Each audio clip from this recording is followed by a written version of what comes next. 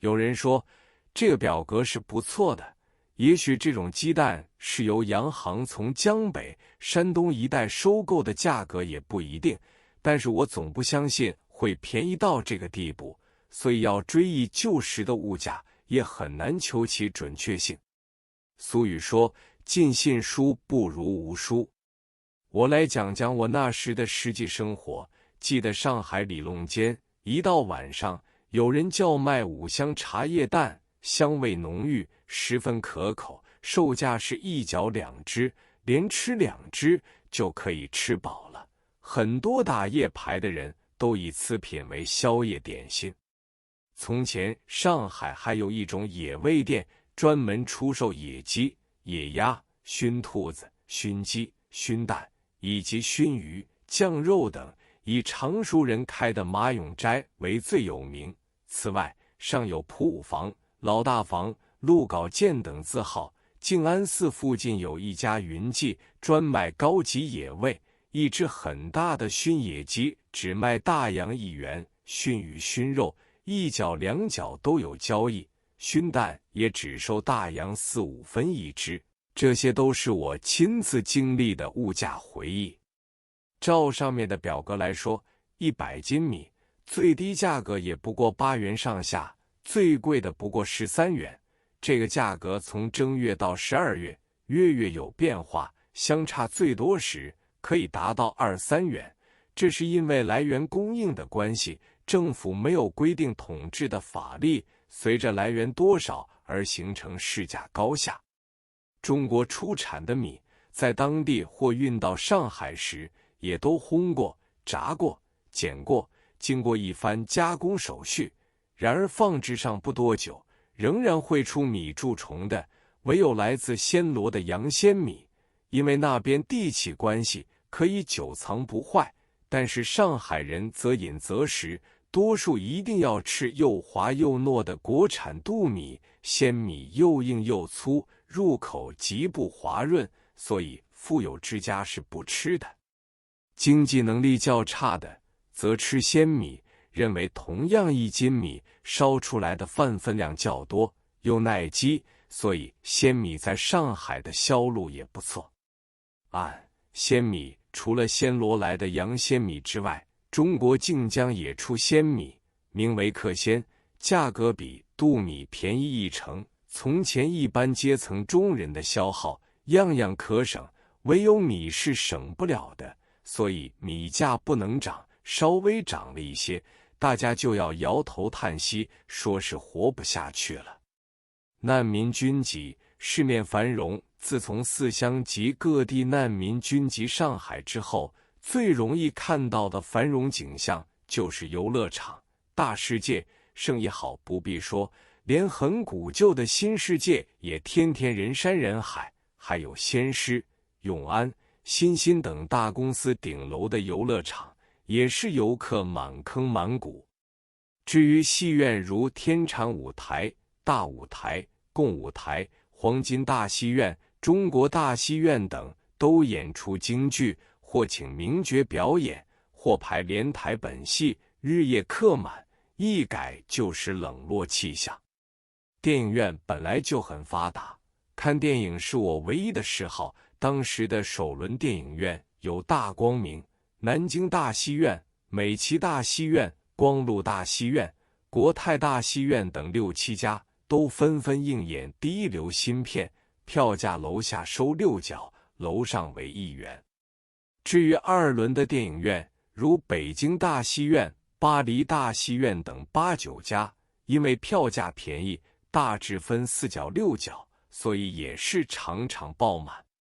另外有一个系统，如中央、新中央、恩派亚等戏院专映国产电影。老实说，当时国产电影声势远不及西片，但是因为拥有一批老观众，所以生意也还不错。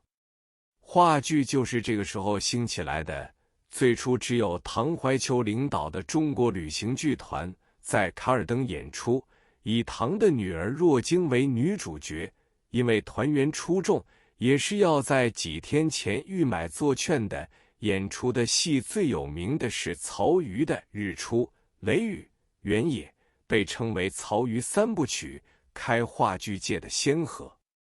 不过初时没有固定的戏院，后来话剧组织越来越多，演出的场子有辣斐大戏院、卡尔登戏院、兰心大戏院、丽华大戏院等5家之多，不断有新戏演出，许多有名的话剧剧本，如金小玉、秋海棠、大马戏团等，都是在这个时候产生的。再说越剧、绍兴戏也造成一种很大的钱势力，看的人都是一些太太、小姐。全上海有6个剧场演出，如明星、九星、同福、国泰、同乐、龙门等，更是风靡一时。还有上海地方戏深曲，又称沪剧，也很热闹。此外，有几家书场专唱弹词，各占一个固定场所，如沧州书场、东方书场等，也是常常高悬客满排的。再说跳舞场，在128之后更是风起云涌，第一流舞厅有百乐门、大都会、丽都、仙乐、米高梅等，舞票规定1元3跳，但是客人的付出往往超出这个数字，所以当时一流舞厅的舞女每月的收入数字之大，殊堪惊人。二流舞厅如逍遥、绝路、远东、大中华等更是屈指难数，生意也都很好。有若干上海人闲着没有事做，认为淞沪战争之后、兵灾之后必有大疫，大家纷纷争先恐后地制造成药，每天打开报纸，封面广告必然是新出的成药，名目繁多，不计其数。各报馆的广告部门弄得无法应付，只得把这些广告编排日期轮流刊登，有许多新药要等到3个月之后才能登出一幅大广告，凡是新药上市，不能不登大广告。但是新药虽多，有些竟然能畅销各地，也有些一点也销不出去，结果寂寂无闻而偃旗息鼓的。在这许多成药中，只有一种叫做生直灵的新药，广告措辞光怪陆离，生意一枝独秀。太虚法师受人利用128之后，我为三友实业社创制三友补丸等，除了药房药铺皆有出售之外，连胭脂店都有代售，所以销路很广，把三友实业社经济困难的局势扭转过来。那时香港也有三友实业社，是独立性的，两不相关。成药的成本在原料上不会超过 10%， 装潢不会超过 3%， 倒是广告方面花的钱是无限的，计算起来总有对本对利的利益。许多朋友见我辛辛苦苦地为人作嫁，都劝我自己制造成药销行，何必舍己云人。他们愿意拿出浩大的资本来。我说，我一生行医为业，不能经商。我为三友实业社设计制造成药，完全是为了当了好多年的医学顾问，双方交易很深。128之后，三友实业社受到日本人压迫，2000多工人是将无以为生，所以我才赤胆忠心为他们经之营之，我自己是绝对不愿意做的。